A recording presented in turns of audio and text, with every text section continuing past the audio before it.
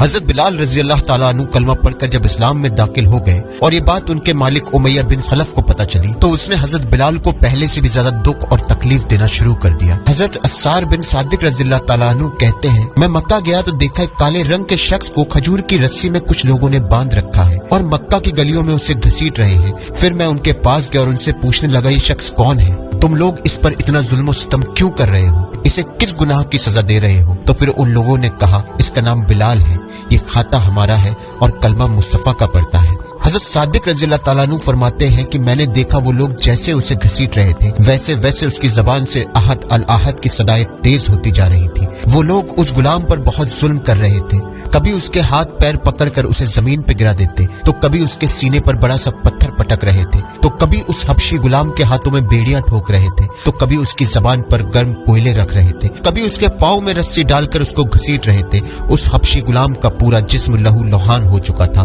مگر پھر بھی وہ غلام مسکرا رہا تھا۔ اتنے میں ایک شخص نے کہا کہ اے بلالی، کیا معاملہ ہے؟ یہ لوگ تم پر اتنا ظلم کر رہے ہیں اور تم ہو کہ مسکرا رہے ہو؟ تو حضرت بلال نے جواب دیا کہ اے شخص، اگر تم بازار میں مٹی کا پیالہ بھی خریدنے جاؤ گے تو اس کو بھی تم ٹھوک کر دیکھو گے کہ کہیں یہ کچا تو نہیں ہے۔ اسی طرح سے میرا اللہ بھی دیکھ رہا ہے کہ کہیں بلال کچا تو نہیں ہے۔ اگر میری خال بھی ادھیڑ دی جائے تو بھی میں حق کی صدا بلند کرتا رہوں گا۔